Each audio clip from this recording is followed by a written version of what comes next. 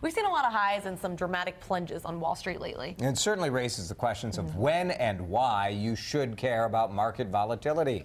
Financial expert Jim Cahn is filling in for Bruce Helmer today. Welcome to Mid-Morning, Jim. Thanks for having me. All right, there's a couple categories of people. I think, first of all, let's talk about the general thing. It's hard not to feel anxiety when you have money on the line and you see the sucker going down and then, oh, it's up. You panic. Well, I look at my stocks every day. I'm not going to lie. There are a lot of people out there that check their accounts, and I'll feel better when my accounts are high and I feel worse when they're low. But the bottom line is that I'm still saving. And so as long as I'm still saving, I want to buy stocks when stocks are down, and I want to be selling my stocks when they're high.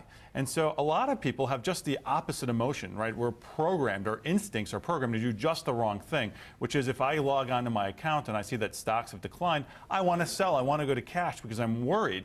And then if I see the stocks have gone up, I'm upset that I own too many bonds, and now I want to take my money from my bonds and put it in this stock. So we're wired to do exactly the wrong thing that we need to do in order to sort of get our portfolios to grow. Is there a time when you should be a little bit more concerned about it, though? I mean, what if you are kind of approaching retirement, you aren't looking maybe at that long term that other people are? Well, the time when you really care about what your stocks are worth is when you have to go to sell them, right? And so when we start to approach retirement, that's when we're going to start to need to sell our stocks in order to live on that money. So you might consider making your portfolio more conservative as you approach retirement. That said, most people these days, once they hit 65, they still have another 20 to 30 years left of their lives. And so that money still needs to grow to support their lifestyle across those 20 to 30 years. And so they need to have a bucket of safe money that they can draw from to fund those first years of their retirement, and then be replenishing that bucket as they move deeper into retirement by moving money from stocks and riskier assets into safer assets. Who should relax? Who should chill out?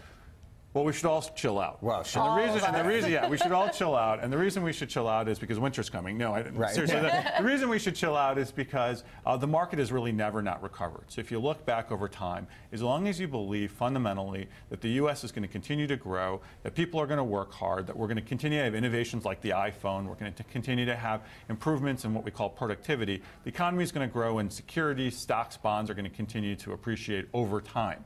Doesn't mean that they're going to appreciate tomorrow, but over a 3 to 5 year period, it's very unlikely that we're not going to recover. But there are individual stocks or individual, maybe like a mutual fund that's going down, and it's going to keep going down, and that's the trick, right? The trick is then you should freak out and get out of it. Well, the trick is to be diversified.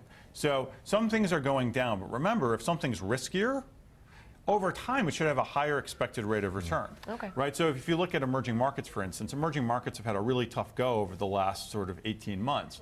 But I believe fundamentally that if you look at what's going on in emerging markets, whether it's China, Brazil, or even places like Vietnam or the Philippines, over time, that's where the growth is going to be. So even though it's gone down, it's probably not time to sell. Okay. Well, we're all relaxed. We're good. Jim, thanks for coming in. We appreciate it. Thank you.